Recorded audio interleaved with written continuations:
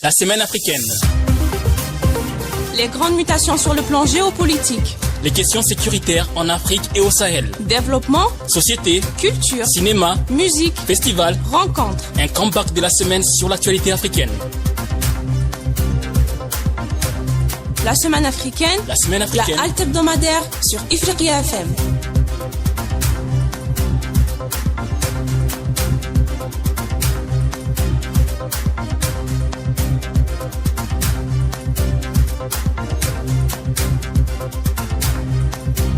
Mesdames, Messieurs, bonjour, bienvenue dans ce nouveau numéro de la Semaine africaine, votre rendez-vous hebdomadaire qui revient sur l'actualité et les événements qui ont marqué le continent africain cette semaine pour débattre, décrypter et analyser tous ces événements.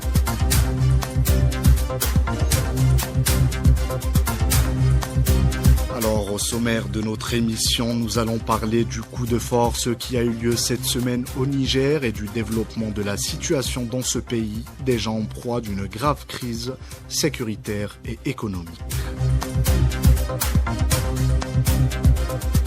Nous allons aussi nous intéresser au deuxième sommet Russie-Afrique tenu cette semaine du 27 au 28 juillet dans la ville historique de Saint-Pétersbourg en Russie et aux résultats de ce sommet.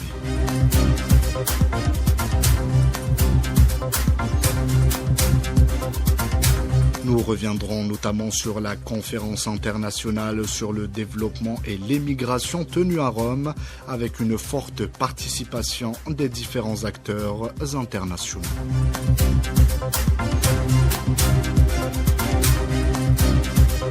Nous allons aussi évoquer la dernière visite du chef de la diplomatie chinoise au Kenya.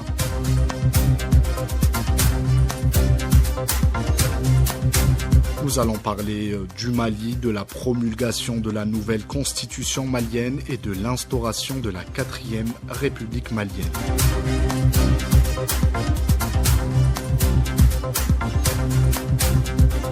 Toujours au Mali, nous allons revenir sur la première conférence internationale sur les marchés et l'intégration régionale au Sahel et en Afrique de l'Ouest, organisée à Bamako par le Comité permanent inter-État de lutte contre la sécheresse dans le Sahel.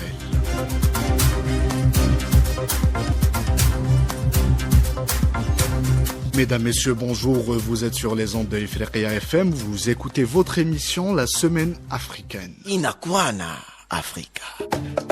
Anisogoma Africa. Sabah al-Khair Ifriqiya. Good morning Africa. Ifriqiya FM pour mieux vous informer de l'actualité africaine. Un regard africain sur l'actualité africaine. Ifriqiya FM, votre chaîne africaine. Comme souligné dans le sommaire, on entame notre émission avec les événements qui ont eu lieu cette semaine au Niger. Le palais présidentiel nigérien a connu une action de la garde présidentielle qui a mené un coup de force à l'encontre du président de la République du Niger, Mohamed Bazoum. Après des jours de confusion, les choses se précisent désormais. Le général Abdurrahman Chiani, chef de la garde présidentielle du Niger, est désormais président du Conseil national nigérien pour la sauvegarde de la patrie. Dans une apparition à la télévision nationale nigérienne, le général Abdurrahman Chiani a demandé aux partenaires et amis du Niger de faire confiance aux forces de défense et de sécurité nigériennes en soulignant qu'elle sera garante de l'unité du Niger qui entame une étape cruciale. Je vous invite à écouter le politologue nigérien Haj Ma'alem Oumarou. Le général Chiani Abdurrahman qui a pris le relais pour la transition, qui n'est ni de ce côté, ni de ce côté, ni de gauche et ni de droite. Nous le souhaitons vraiment un bon déroulement de sa transition et nous le demandons à faire vraiment vigilance pour ne pas amener le Niger dans une situation difficile. Présentement, le président de la République Bazoum est dans les locaux de la présidence, lui et sa famille et ses gardes rapprochés.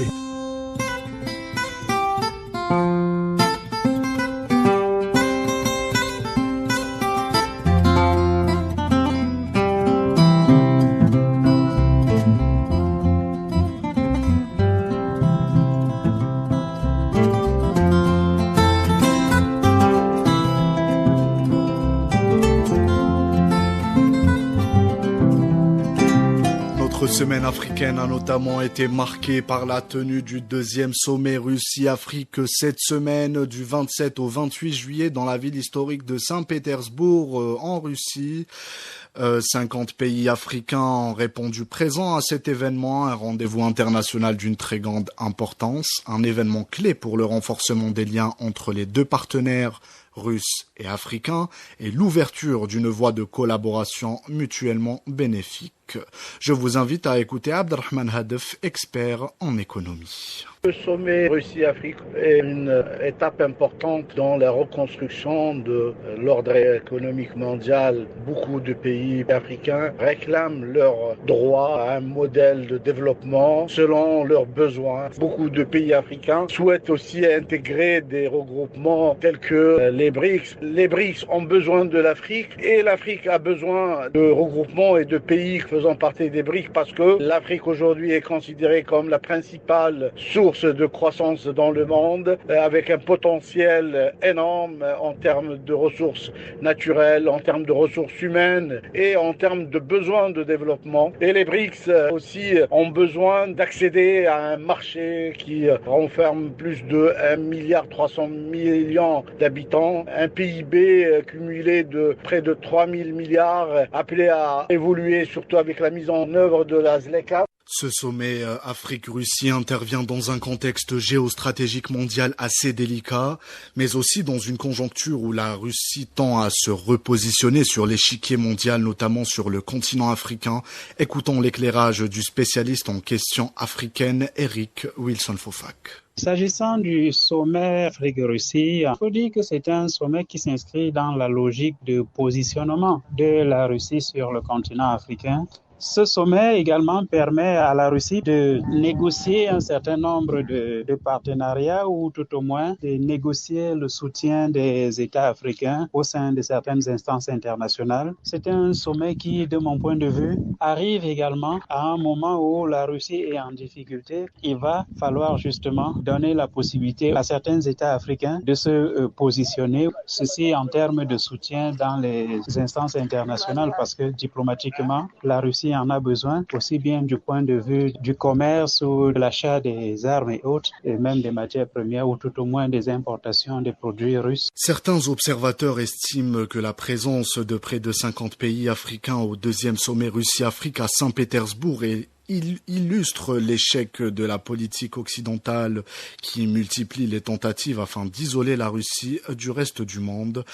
Écoutons Samer Rached, politologue russe, qui nous en parle. La Russie considère ce sommet comme un échec de la politique occidentale visant à l'isoler du monde, notamment avec la présence d'un grand nombre de dirigeants africains qui sont présents dans la ville de Saint-Pétersbourg. La Russie souhaite que l'Afrique soit un allié clé et un partenaire dans ses efforts de reconstruction du nouvel ordre mondial. Face aux sanctions occidentales qui lui sont imposées, la Russie souhaite également que le continent africain lui serve d'exutoire pour contourner ces sanctions, et ce, en renforçant les relations économiques et politiques entre les deux parties. Outre l'illustration de la réussite de ce deuxième sommet Afrique-Russie, de l'échec cuisant de l'Occident dans sa démarche qui vise à isoler la Russie du reste du monde, ce sommet a notamment permis à Moscou de réaffirmer son engagement envers l'Afrique sur plusieurs aspects, plus importants les uns que les autres. Allant de l'économie à la sécurité alimentaire, ce rendez-vous a été notamment l'occasion au continent africain de saisir l'opportunité de consolider ses partenariats et de renforcer son rôle sur la scène internationale. Éclairage avec Bedis Renissa, expert en relations internationales. C'est un sommet qui se tiendra dans un contexte, je dirais, de recomposition de l'échiquier international, mais également de redistribution des cartes géopolitiques et même des équilibres de pouvoir de par le monde. Donc il est question pour la Russie aujourd'hui de réaffirmer son engagement aux côtés du continent africain, et ce sur plusieurs aspects, notamment économiques, alimentaires avec l'accord sur les céréales en Ukraine, mais également d'accompagnement selon un processus que je qualifierais d'affranchissement et de libération du modèle impérialiste et néocolonial. Il faut aussi rappeler que ce sommet se tiendra un mois avant le sommet des BRICS en Afrique. Sans nul doute une occasion pour l'Afrique pour bien préparer ce jalon ô combien important, en tout cas pour le continent africain, surtout aussi d'asseoir son poids et consolider ses partenariats pour un meilleur rendement, encore une fois, au profit toujours des peuples africains. Toujours dans le même contexte, l'Afrique aussi, de par ce partenariat gagnant-gagnant avec la Russie, cherche à explorer des domaines clés et à renforcer ses liens avec la Russie.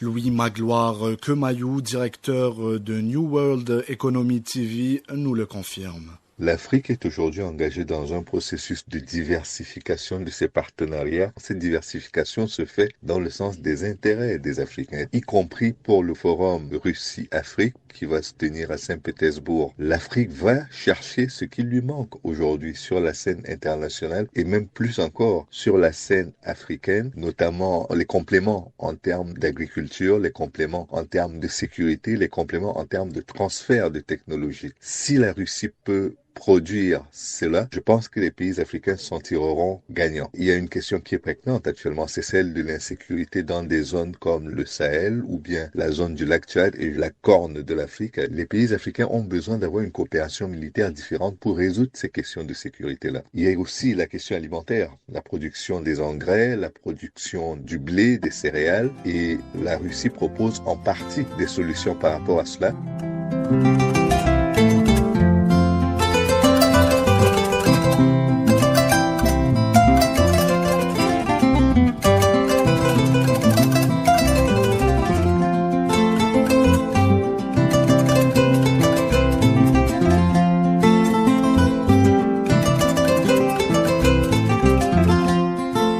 Mesdames, Messieurs, vous êtes sur les ondes de Ifriqiya FM, vous écoutez votre émission La Semaine Africaine. Alors, nous arrivons à la deuxième partie de notre émission.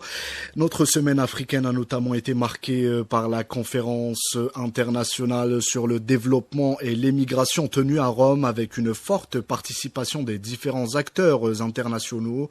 Plusieurs pays d'Afrique, notamment de la rive sud de la Méditerranée et du Sahel, ont répondu présents à cette conférence. Des engagements et des solutions partagées entre le Sud et le Nord ont été au cœur de cet événement. Plus de détails avec Amina Chboutre. À l'initiative de la première ministre italienne Giorgia Meloni, les pays méditerranéens se sont réunis pour une conférence internationale dans le but de réduire l'arrivée de migrants sur le continent européen. L'Afrique est le premier continent touché par l'immigration de ses citoyens, et ce, en raison des pillages connus au fil des années. Jonathan Battengen, analyste camerounais. Ils immigrent parce que on a fait de l'Afrique subsaharienne la zone de pensionnement, de spoliation des ressources, d'appauvrissement des populations pour le seul profit de ceux qui étaient considérés comme les métropoles coloniales. Et quand les Africains vivent cette insécurité et cherchent exil ailleurs, on les présente comme la menace. Pour mettre fin à l'immigration clandestine, les pays africains doivent investir pour leur propre développement. Les seules solutions qui se présentent face à ce problème migratoire, c'est d'abord une modification de la coopération entre l'Union européenne et l'Afrique. Deuxième élément, c'est la question du développement. Les pays africains doivent investir eux-mêmes dans des zones de développement. L'événement vise donc à gouverner le phénomène migratoire et promouvoir la croissance et le développement de la Méditerranée élargie et de l'Afrique. Et ce, selon un nouveau modèle de collaboration entre les États. C'est également l'occasion pour Giorgia Meloni de mettre en avant son plan Mattei et ainsi voir l'Italie prendre les rênes de la coopération entre l'Union européenne et le continent africain. Parmi les résultats de cette conférence internationale sur le développement et l'émigration tenue cette semaine à Rome, il est à noter qu'un fonds commun pour la régulation des flux migratoires a été approuvé par ce sommet des dirigeants du bassin méditerranéen.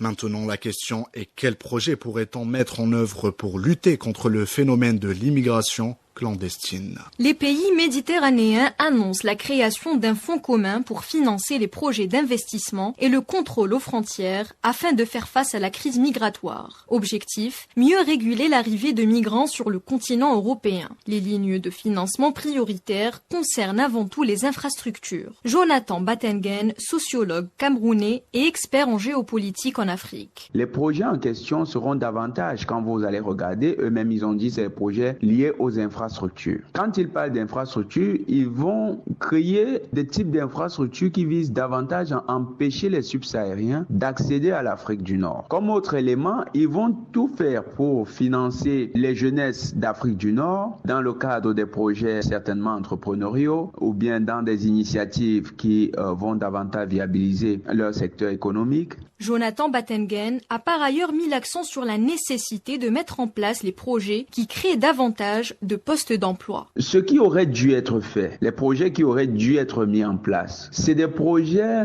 qui davantage permettent l'employabilité des jeunes Africains dans les pays de départ. Avec de telles perspectives, ce type de projet pourrait aider les jeunes subsahariens, les jeunes Africains qui sont détectés dans les projets migratoires à revenir. Pour rappel, la création de ce fonds commun est financée par une première conférence des donateurs dont la date n'est pas encore déterminée.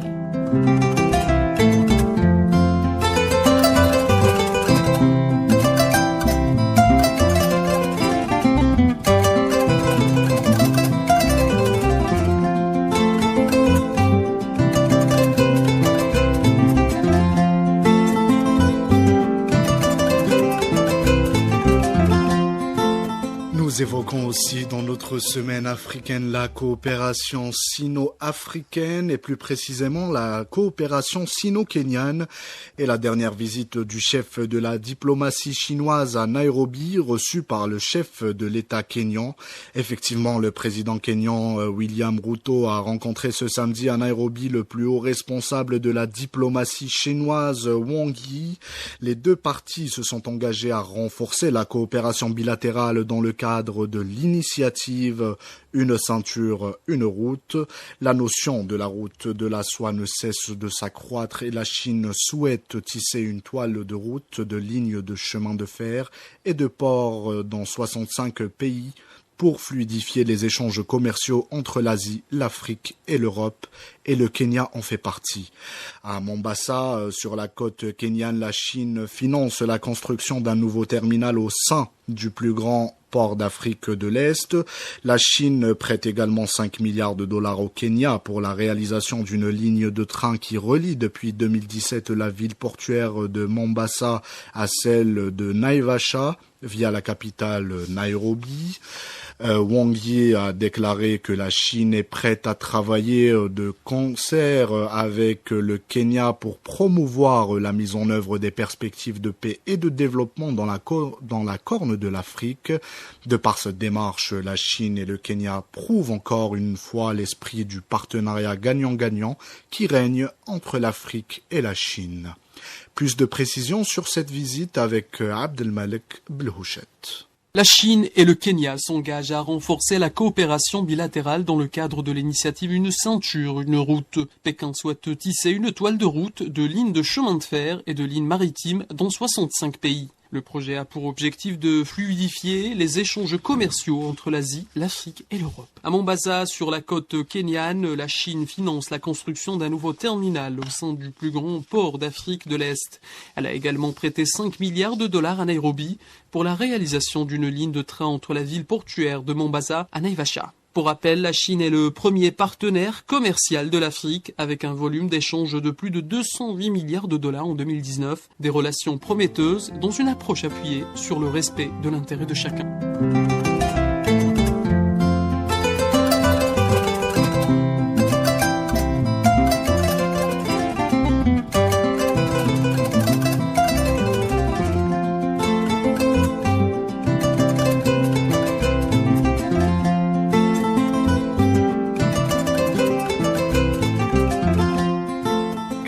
À présent sur le Mali, le colonel Assimi Goïta, président de la transition du Mali, a promulgué cette semaine la nouvelle constitution du Mali qui avait fait l'objet d'une consultation référendaire, je le rappelle, le 18 juin dernier et acceptée par les Maliens avec un taux sans appel de 96,91% de oui. Dans un message adressé au peuple malien, Assimi Goïta a déclaré que c'est avec beaucoup de fierté et d'espoir qu'il a signé le texte de la Constitution adopté par le peuple lors du référendum du 18 juin. Dans la Cour constitutionnelle a proclamé les résultats définitifs ce 21 juillet. Selon lui, cette signature constitue l'aboutissement d'un processus véritablement historique durant lequel le peuple malien a montré sa grande maturité et son sens élevé de la responsabilité. Le président de la transition malienne a saisi cette occasion pour annoncer que l'acte de promulgation de la nouvelle constitution malienne ouvre la voie à la naissance de la 4e République du Mali. Par ailleurs, Goïta a expliqué que la nouvelle constitution pose les bases d'un système démocratique qui se nourrit d'une vision endogène et sociale tout en enrichissant des apports extérieurs. Il a notamment souligné que la proclamation de la 4e République malienne est la preuve d'une modernisation de l'État. Il a aussi mentionné qu'avec cette nouvelle constitution, le Mali prend ainsi un nouveau départ, celui du Mali Koura, dans lequel les Maliens bâtiront ensemble une économie forte au service de la satisfaction des besoins des citoyens, en mettant en place les conditions d'une croissance économique interne qui se fondera sur les nouvelles technologies ainsi que sur une industrie des transformations des ressources naturelles en tenant compte des opportunités de la transition énergétique. C'est ainsi que le Mali entame une nouvelle ère de son histoire. La promulgation de la nouvelle constitution et l'instauration de la 4e République vont apporter des changements radicaux au pays. De Bamako, notre correspondante Angèle Dembélé nous en parle. La 4e République du Mali se veut d'un changement crucial sur le plan politique, social, économique et culturel afin de relever les défis majeurs et les membres du gouvernement sous la conduite du président de la transition s'attaqueront à des grands chantiers comme l'organisation de l'État qui passe par la mise en place d'un parlement à 2 chambres devant remplacer l'Assemblée nationale. La Cour des comptes supprimera la Haute Cour de justice, la lutte contre la corruption et l'enrichissement illicite, le népotisme, la défense des droits humains, la préservation et la valorisation du patrimoine culturel, la construction des infrastructures, la performance de l'éducation malienne, la défense et la sécurité de l'intégrité du territoire malien, le renforcement des traités et accords internationaux, pour ne citer que ceci. Si les citoyens maliens attendent beaucoup de cette 4e République et à leur tour, que comptent-ils faire pour cette nouvelle République? De Bamako, Mali, Angèle Dembélé pour Ifriqiya FM. Cette instauration de la nouvelle et 4e République malienne ne laisse certainement pas indifférent le peuple malien et les citoyens maliens. Je vous invite à écouter les réactions des citoyens maliens face à l'avènement de la nouvelle République au micro de notre correspondante Angèle Dembélé. Le Mali a écrit une nouvelle page de son histoire. Nous nous réjouissons de cette promulgation. Nous voyons que les textes sont très bien élaborés. Cette 4e République du Mali, c'est une bonne chose, vraiment. On attendait ça avec plaisir et on souhaite bonne continuation et que la paix règne au Mali. Cette 4e République symbolise vraiment beaucoup de choses pour moi. Je crois qu'avec les innovations, la 4e République sera à l'attente de la population malienne. Ceci, il faut qu'on accompagne la transition à œuvrer à leurs devoirs et leurs souhait pour la prospérité de notre pays. Toujours au Mali, la capitale malienne Bamako a accueilli cette semaine la première conférence internationale sur les marchés et l'intégration régionale au Sahel et en Afrique de l'Ouest, organisée par le comité permanent inter-État de lutte contre la sécheresse dans le Sahel. Cette conférence a été placée sous le thème « Les défis de la construction d'un marché régional résilient, des produits agro-pastoraux face au choc multidimensionnel, l'insécurité civile, pandémie, effet du changement climatique et perturbation du marché international. Éclairage d'Étienne Fakaba Sissoko, professeur d'économie à l'université de Bamako. C'est d'abord d'arriver à stabiliser sur le plan sécuritaire leur pays. Et le second volet maintenant qui concerne la question économique va de la revitalisation du secteur privé de nos différentes économies, que notre pays, à l'instar des pays de la sous-région, des pays africains, ont un besoin justement de pouvoir aller à la recherche de nouveaux partenaires capables de les soutenir dans cette épreuve.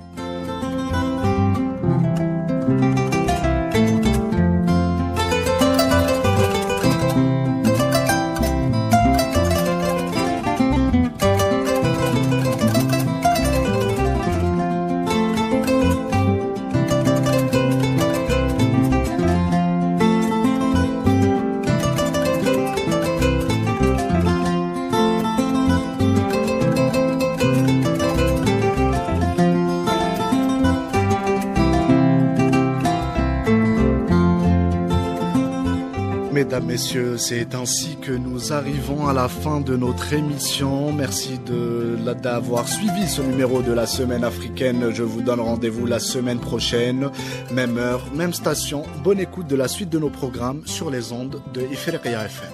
La Semaine africaine.